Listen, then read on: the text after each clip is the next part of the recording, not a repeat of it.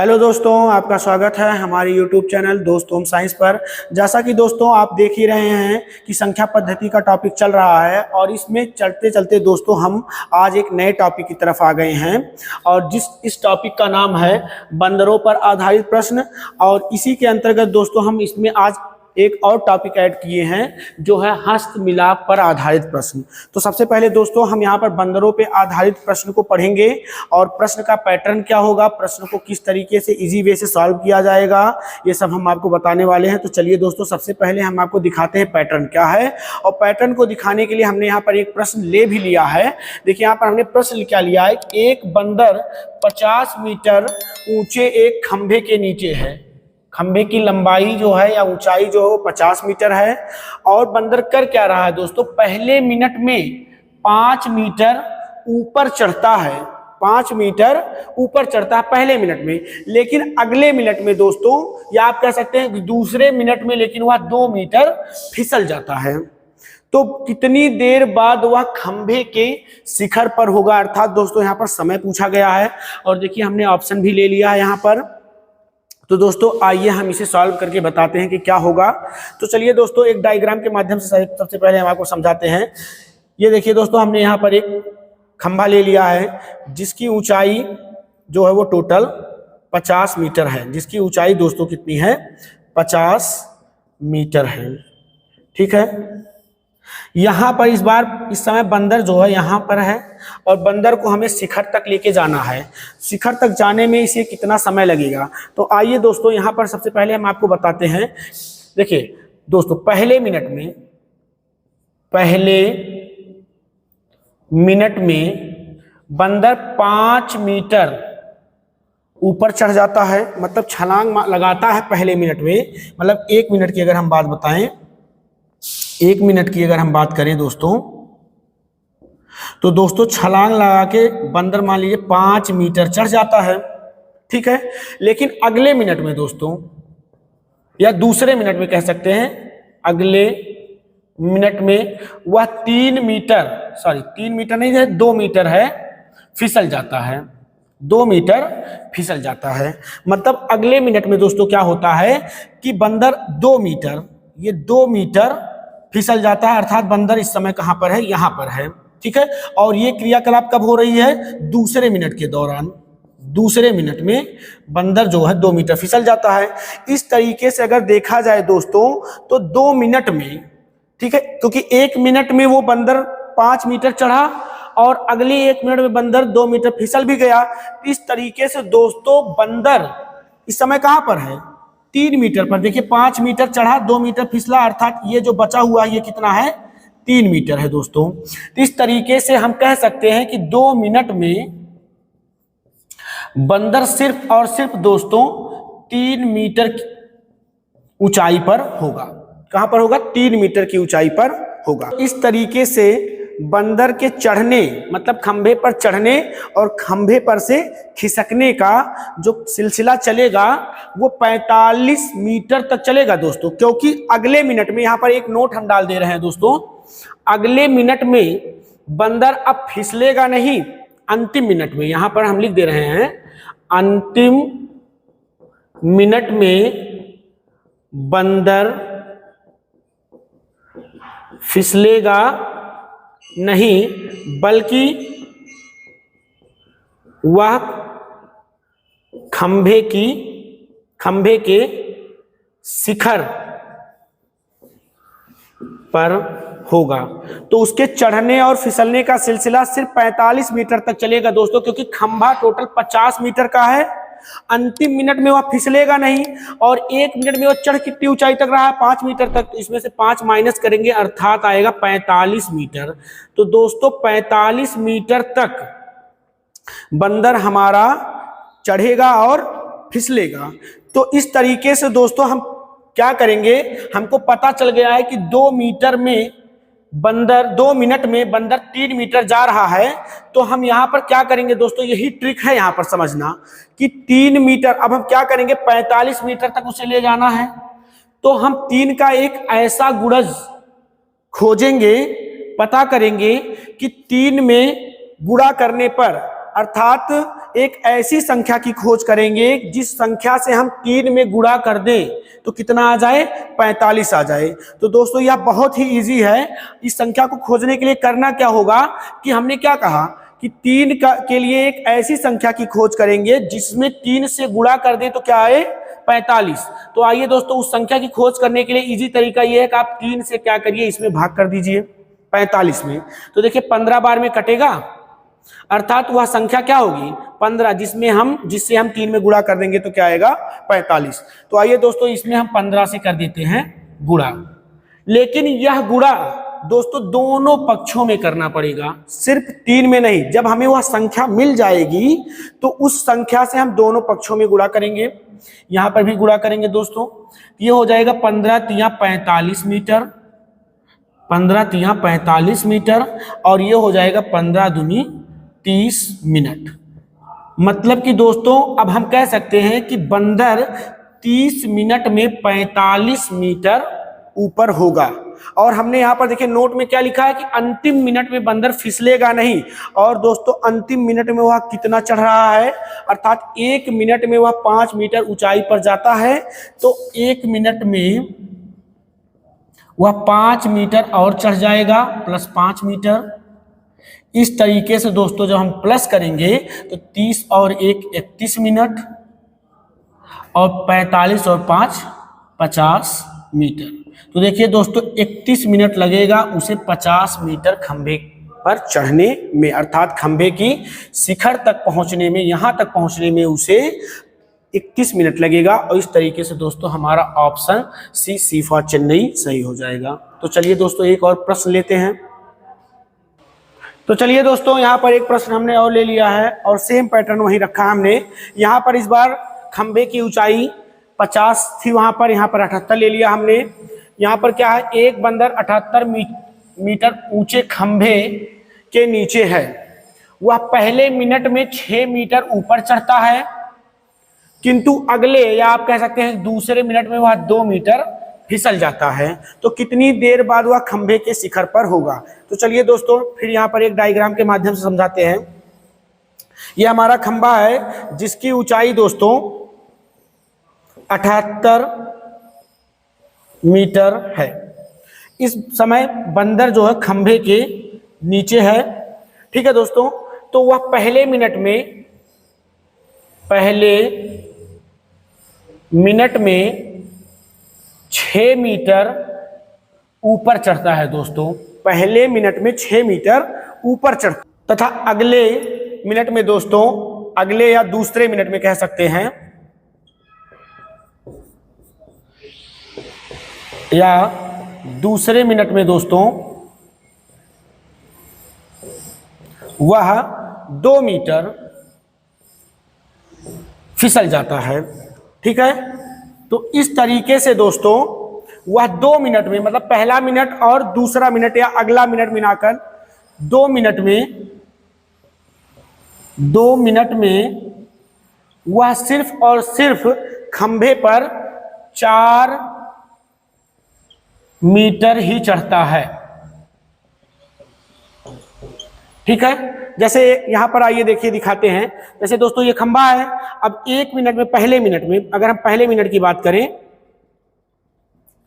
तो वह खंभे पर 6 मीटर, मान लीजिए 6 मीटर है, यहां तक चढ़ जाता है, ठीक है। लेकिन अगले मिनट में वह क्या करता है कि 2 मीटर स्लिप कर जाता है, 2 मीटर स्लिप कर जाता है। ये मान लीजिए 2 मीटर है, स्लिप कर गया दोस्तों। तो अब इस तरीके से अगला मिनट और पहला मिनट इस तरीके से मिलाकर दोस्तों 2 मिनट हुआ। और 2 मिनट में देखिए बंदर इस बार कहां पर है, 4 मीटर की ऊंचाई पर है। तो ये क्रम था, चल रहा है दोस्तों। और ये क्रम हमारा जो है चलेगा तब तक जब तक बंदर खंभे की शिखर पर नहीं होगा। लेकिन दोस्तों एक बात ध्यान करने योग्य बात यहां पर है, जो हमने पहले प्रश्न में बताया था कि दोस्तों बंदर अंतिम मिनट में फिसलेगा नहीं, अंतिम मिनट में वो कहां पर होगा, खंभे के शिखर पर होगा। और वह अंतिम मिनट में, अर्थात दोस्तों 78 मीटर का खंभा था, अंतिम मिनट अर्थात 1 मिनट में सिर्फ चढ़ेगा, और 1 मिनट में वह कितना मीटर चढ़ रहा था, 6 मीटर। तो 6 माइनस कर देंगे, अर्थात 72 मीटर तक, 72 मीटर तक दोस्तों कौन सा चलेगा क्रम उसका, चढ़ने का और फिसलने का। ठीक है, 72 मीटर तक बंदर के चढ़ने और फिसलने का सिलसिला चलेगा। इस तरीके से दोस्तों बंदर को हमें 72 मीटर तक चढ़ाना है। किस हिसाब से कि बंदर 2 मिनट में सिर्फ 4 मीटर ही चढ़ रहा है। तो हमें करना क्या होगा दोस्तों, वही सेम प्रक्रिया कि हम 4 में किसी एक ऐसे नंबर से, किसी एक ऐसी संख्या से गुणा करेंगे कि गुणा करने पर क्या आ जाए, 72। तो इसके लिए हमने भी आपको इजी वे बताया कि 72 लाना है। 4 में किसी एक ऐसी संख्या से गुणा करके क्या लाना है, 72। तो 4 से आप 72 को ही भाग कर दीजिए, वो संख्या आपको प्राप्त हो जाएगी भागफल के रूप में। तो 18 बार में कटेगा, 18 चौक 72, अर्थात ये जो भागफल आएगा यही वह संख्या हो जाएगी जिस संख्या से आप 4 में गुणा करेंगे तो क्या आ जाएगा, 72 आ जाएगा। तो चलिए दोस्तों 18 से गुणा करते हैं। लेकिन दोस्तों इस 18 से सिर्फ एक ही पक्ष में नहीं, दोनों पक्ष में गुणा होगा। तो इधर भी 18 से गुणा कर दीजिए। चलिए फाइनल मल्टीप्लाई करते हैं। 18 दूनी 36 मिनट और यहां पर 18 चौक 72 मीटर, अर्थात दोस्तों 36 मिनट में बंदर खंभे के 72 मीटर की ऊंचाई तक पहुंच जाएगा। और अंतिम के 1 मिनट में दोस्तों अब बंदर सिर्फ और सिर्फ छलांग लगाएगा और खंभे के शिखर पर पहुंच जाएगा। अब वह फिसलेगा नहीं। तो 6 मीटर वह अंतिम मिनट में चढ़ेगा। इस तरीके से दोस्तों टोटल 37 मिनट में वह जो है 78 मीटर ऊंचे खंभे के शिखर पर होगा। तो दोस्तों इसमें बस यही इतना करना होता है। करना क्या है कि एक बार हम फिर से जो है जल्दी से आपको बता देते हैं कि एक पहले मिनट में 6 मीटर चढ़ रहा है, अगले मिनट में 2 मीटर फिसल रहा है। इस तरीके से उसे 4 मीटर लगेगा, अर्थात वह 2 मिनट में 4 मीटर चलेगा।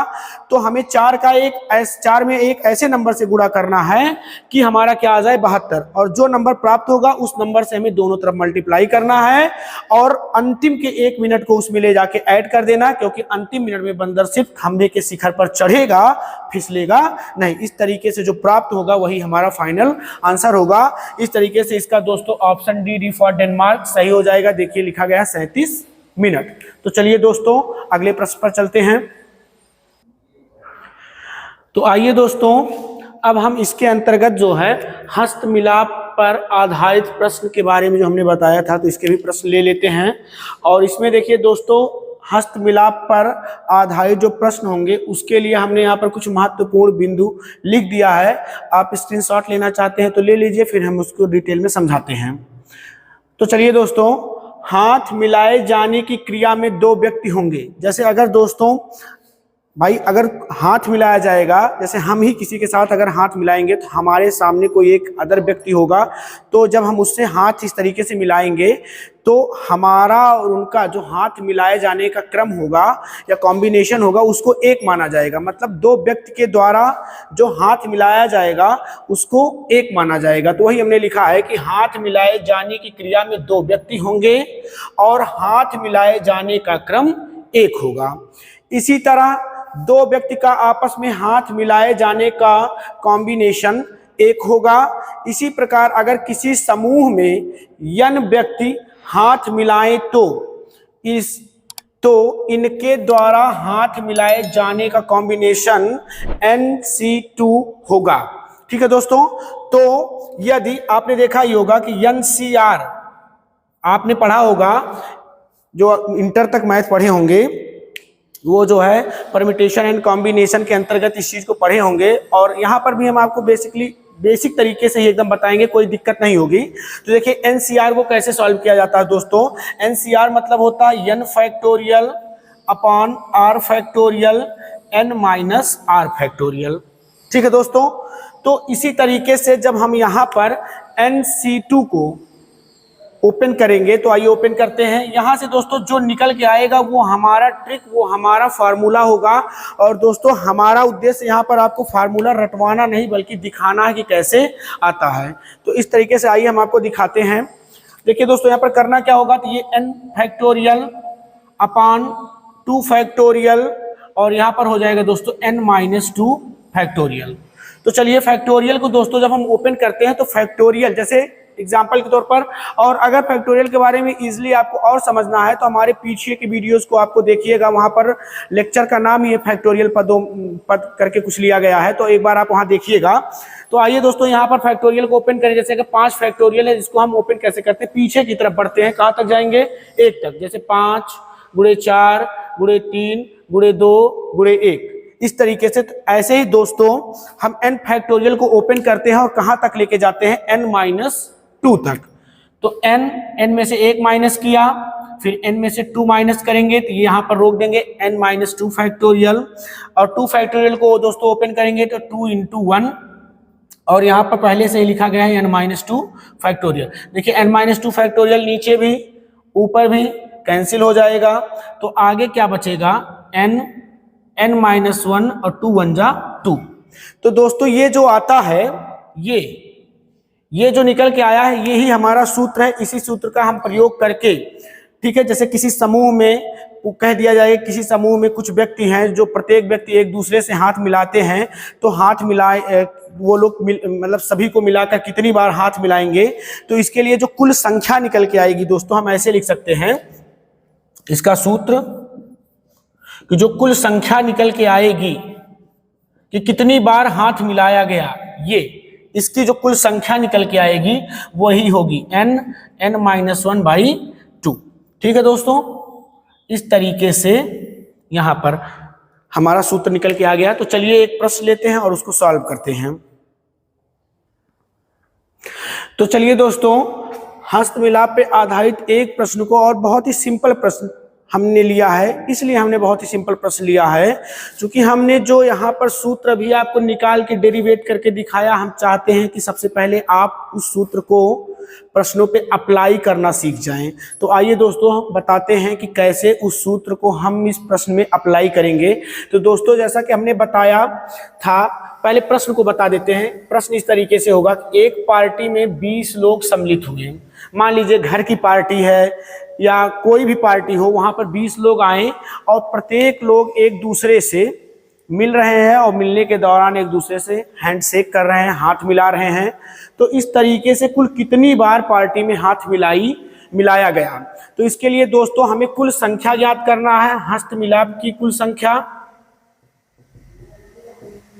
यहां पर लिख देते हैं हस्त मिलाप की कुल संख्या, हमने क्या कहा था, n-1 पूरे का बटा 2। तो यहां पर दोस्तों कितने लोग सम्मिलित हुए, 20 लोग, अर्थात n क्या होगा, n यहां पर जो होगा दोस्तों जितने व्यक्ति सम्मिलित होंगे उसी की संख्या होगी। ठीक है, कुल सम्मिलित व्यक्तियों की संख्या, कुल सम्मिलित व्यक्तियों की संख्या।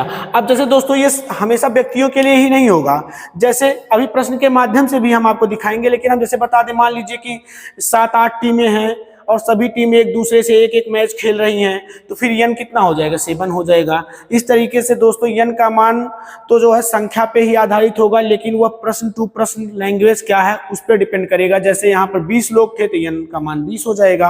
तो चलिए दोस्तों हम यहाँ पर निकालते हैं, n 20 हो गया और यहाँ पर 20 - 1 करेंगे, पूरे को 2 से भाग करेंगे तो 20, और यहाँ पर 20 में से 1 जाएगा 19 और 2 से डिवाइड करेंगे 10 आ जाएगा, और 10 × 19 और ये हो जाएगा 190, मतलब 190। तो अगर वह सभी लोग एक दूसरे से एक बार हाथ मिलाएंगे तो हाथ मिलाए जाने का जो टोटल क्रम हो जाएगा, जो टोटल कॉम्बिनेशन हो जाएगा वो हमारा हो जाएगा 190। आइए दोस्तों इसी प्रश्न इसी टाइप का होता है। कभी कभी क्या कह देता है कि इतनी बार कुल हाथ मिलाए गए, तो बताइए पार्टी में कितने लोग उपस्थित थे। तो इसी में प्रश्न में कभी घुमा फिरा के पूछ लेता है, कभी हस्तमिलाप की कुल संख्या दे देगा, तो तो n का मान पूछ लेगा, या कभी कभी n का मान दिया रहता तो हस्तमिलाप की कुल संख्या पूछ लेता है, या प्रश्न में क्या करता है कि पार्टी में सम्मिलित लोगों को ना देकर मतलब कि किसी जो है मतलब खेल की बात कर लेता है, जैसे मैच की कितने टीम सम्मिलित हुए। तो इस तरीके से प्रश्न हैं 2-3, हम आपको दिखाते हैं पैटर्न और सबकी भाषा क्या क्या होगी। तो चलिए दोस्तों अगले प्रश्न पर चलते हैं। तो आइए दोस्तों, यहाँ पर हमने एक और प्रश्न ले लिया है। जैसा कि प्रश्न क्या कह रहा है आइए बताते हैं। कह रहा है किसी पार्टी में कुछ व्यक्ति उपस्थित थे, प्रत्येक व्यक्ति एक दूसरे से एक बार हाथ मिलाते हैं। यदि कुल 120 बार हाथ मिलाए गए हो तो बताइए पार्टी में कुल कितने व्यक्ति थे। तो दोस्तों प्रश्न में बस इतना ही फेरबदल कर सकता है। जैसे इसके पहले वाले प्रश्न में कह रहा था कि पार्टी में 20 लोग थे तो कितनी बार हाथ मिलाया जाएगा, इस बार कह रहा है कि 120 बार हाथ मिलाया गया है तो पार्टी में कितने लोग थे। तो इसके लिए दोस्तों करना क्या होगा, हम वही अपना सूत्र लगाएंगे, हस्तमिलाप की कुल संख्या बराबर हस्तमिलाप की कुल संख्या बराबर होता है दोस्तों, सूत्र हमारा था n-1 पूरे का बटा 2। तो देखिए इस बार हस्तमिलाप की कुल संख्या हमें 120 दी गई है, यहां पर रख दीजिए, बराबर n-1/2। अब दोस्तों यहां पर हम आपको थोड़ा सा बताना चाहते हैं, गौर करिएगा हमारी बातों का। दोस्तों यहां पर इसको हम दो तरीके से सॉल्व कर सकते हैं, एक तो बाई ऑप्शन और दूसरा तरीका हमारा होगा कि हम इसको जो है इक्वेशन बना ले, द्विघात समीकरण। तो सबसे पहले हम बाई ऑप्शन इसको सॉल्व करते हैं। बाई ऑप्शन कैसे सॉल्व होगा दोस्तों, क्योंकि पूछा क्या गया तो बताइए कुल कितने व्यक्ति थे। अब इसमें से कोई एक उत्तर होगा, तो अगर हम मान लेते हैं 15 व्यक्ति थे तो n की जगह पे हम 15 रखेंगे और देखेंगे यदि हमारा दोनों पक्ष बराबर आ जाएगा, मतलब इधर 120 है इधर भी 120 आ जाएगा, तब हमारा जिस पर आएगा ऐसा वही हमारा करेक्ट हो जाएगा। तो सबसे पहले हम ऑप्शन ए को लेते हैं। ए में दिया गया 15, तो चलिए n की जगह पे रख देते हैं 15 और 15 - 1 पूरे का बटा 2, तो 15 और यहाँ पर हो जाएगा 14/2, 2 से डिवाइड करेंगे 7, तो 15 × 7 = 105। अर्थात हमारा ऑप्शन ए गलत हो गया, ऑप्शन ए हमारा नहीं होगा दोस्तों। इसी तरीके से हम अपने ऑप्शन बी पर चलते हैं, और ऑप्शन बी में लिया गया है दोस्तों 17। तो यहाँ पर लीजिए 17 और 17 - 1 करेंगे, यहाँ पर 17 और 17 में से 1 जाएगा तो हो जाएगा 16/2, और 2 से डिवाइड करेंगे, 2 × 8 = 16, 17 × 8 और 17 × 8 दोस्तों हो जाएगा 136। और हमारा आया क्या है, कुल हाथ मिलाने की संख्या 120, तो ये भी गलत हो जाएगा। चलिए अगला प्रश्न लेते हैं, अगला ऑप्शन लेते हैं, सॉरी। यहाँ पर है हमारा n का मान इस बार हमने देंगे 16, तो 16 और 16 में से 1 निकालेंगे और आएगा यहाँ पर 2, तो 16 और यहाँ पर आएगा दोस्तों 16 में से 1 निकालेंगे तो 15/2, 2 × 8 = 16 और 15 × 8 = 120। तो देखिए 120 दोस्तों किस पर आया, 16 पर, तो ये वाला ऑप्शन हमारा सही हो जाएगा। या तो दोस्तों इसको हम इस तरीके से सॉल्व कर सकते हैं, या दूसरे तरीके से सॉल्व करने के लिए वो भी हम आपको बता दे रहे हैं। लेकिन दोस्तों ऐसे प्रश्न यदि आए और यहाँ पर व्यक्तियों की संख्या पूछी जाए तो ज्यादातर ऑप्शन से सॉल्व करना बेटर होगा, क्योंकि जो दूसरा तरीका है उसमें द्विघात समीकरण बने। चलिए दोस्तों दूसरे तरीके से सॉल्व करते हैं, मेथड नंबर 2 हो जाएगा हमारा दूसरा। यहाँ पर 2 को पक्षांतर कर दीजिए तो हो जाएगा 12 दूनी 24, 240, और इधर n का मल्टीप्लाई कर दीजिए अंदर तो हो जाएगा n² - n। ठीक है दोस्तों, फिर ये हो जाएगा n² - n, और 240 को भी इधर भेज देंगे तो हो जाएगा -240, और दोस्तों इधर बचेगा 0।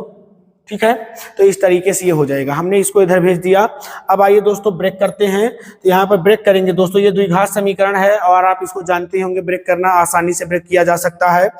और दोस्तों ये हो जाएगा n² - 16s n + 15n और -240 = 0। यहाँ पर दोस्तों 2 पद में n कॉमन मिल जाएगा तो हो जाएगा n - 16, यहाँ से 15 कॉमन लेंगे तो यहाँ से हो जाएगा n - 16 = 0। तो n - 16 एक ब्रैकेट में हो जाएगा और n + 15 एक ब्रैकेट में हो जाएगा बराबर 0। तो यहाँ से दोस्तों n के 2 मान आए, एक तो हो जाएगा n - 16 = 0, अर्थात n का मान 16 आ गया, एक आ जाएगा n प्लस 15 बराबर 0, तो n का मान दोस्तों आ जाएगा माइनस का 15। और बताइए दोस्तों, आप स्वयं सोच सकते हैं कि व्यक्तियों की संख्या, आपने हमेशा कहा होगा कि वहां पर इतने व्यक्ति थे, वहां पर इतने व्यक्ति थे, 100 थे, 200 थे, लेकिन आप कभी ये नहीं कहते हैं, ना सुना होगा कि व्यक्तियों की संख्या कभी निगेटिव में होती है।